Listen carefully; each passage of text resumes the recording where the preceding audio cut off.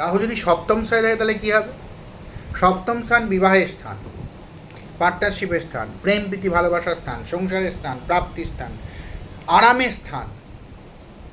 এমন একটা স্থান যেই স্থানটা আপনাকে ভোগ দেবে, তৃপ্তি দেবে, প্রশান্তি দেবে, সেই স্থানে রাহু হয় বাড়াবে নয় শেষ করে দেবে। ঠিক আছে, খুব ভালো হয় না। রাহু সবসময় মনে রাখবেন পূর্বজন্মের কর্মফল নিয়ে আসে। সে যেখানেই থাক পূর্বজন্মের কর্মফল নিয়ে আসছে। আপনার পূর্বজন্মের কিছু একটা কাজ আপনি করেছেন এমন, তার দণ্ড নিয়ে এসছে বা তার জন্য ফুল নিয়ে এসছে হাতে করে আপনার জন্য। হ্যাঁ, তা আপনি যদি ফুল পাওয়ার যোগ্য হন ফুল দেবে, আর যদি দণ্ড লাঠি পাওয়ার যোগ্য হন লাঠি মারবে। এই হচ্ছে ব্যাপার।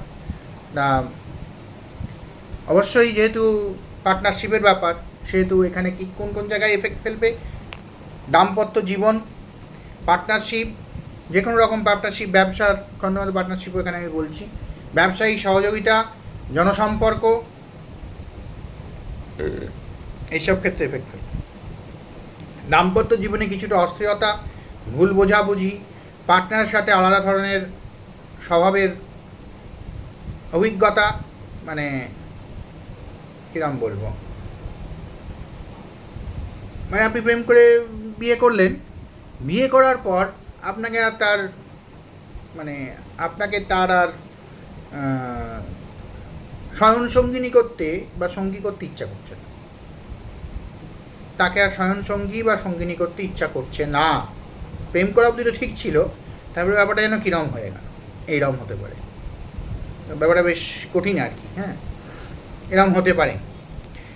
কখনো কখনো বিদেশি, অন্য ধর্ম, বিপরীত ধর্মের প্রতি আকর্ষণ, বিবাহের বহির্ভূত সম্পর্ক এসব আনতে পারে। বিয়ে এবং পার্টনারশিপের ক্ষেত্রে ওটা ভালো নয়। এটা ব্যবসায়িক ক্ষেত্রে পার্টনারশিপে মতভেদ, বিচ্ছেদ, বিভেদ, বিশ্বাসে ঠকিয়ে দেওয়া, পার্টনার ঠকিয়ে দেবে। অনেক সময় হঠাৎ করে নতুন পার্টনারশিপ তৈরি হয়, আবার তাড়াতাড়ি সেটা ভেঙেও যায়।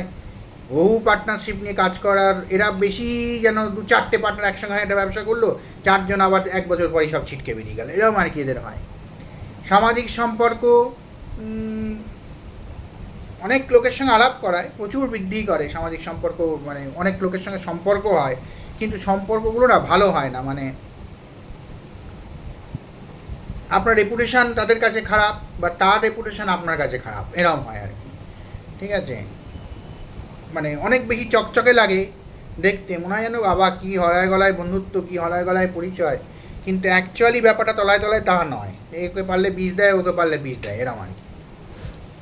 এরকম সামাজিক সম্পর্ক, এরকম প্রচুর বন্ধু আপনার, এরকম হতে পারে, বা বান্ধবী আপনার, ব্যাপারটা এরকম। মানসিক প্রবণতা হচ্ছে জীবনের সম্পর্ক পার্টনারের ব্যাপারে বেশি প্রত্যাশা তৈরি হয় বলেই গণ্ডগোলটা বেশি হয়। হতাশা তৈরি হয় তার জন্য। কিছু ক্ষেত্রে সম্পর্কের মাধ্যমে বস্তুগত লাভের চেষ্টা করার জন্য হতাশা তৈরি হয়, গণ্ডগোল বাঁধে। ভালো প্রভাব কী হতে পারে? রাহু যদি কখন হতে পারে বা কীভাবে হতে পারে? যদি রাহু যদি শুভ গ্রহের সম্পর্কে যদি আসে, যেমন শুক্র, বৃহস্পতি, এদের সম্পর্ক যদি থাকে, এদের সঙ্গে যদি যুক্ত থাকে বা এদের সঙ্গে যদি জুতি করে, তাহলে বিদেশে বিবাহ লাভজনক পার্টনার, মানে এরা তো সবসময় টাকা পয়সার লাভটা খোঁজে পার্টনারের কাছ থেকে, সেখানেই গণ্ডগোল। সেই রকম পার্টনার বেশ ভালোই হয়, টাকা অনর্গল দিয়ে যেতে পারবে এমন পার্টনার হতে পারে, তাতে তার কোনো অসুবিধা হবে না। এছাড়া আন্তর্জাতিক অনলাইন ব্যবসায় ভালো ফল পেতে পারে এরা, এইসব আর কি।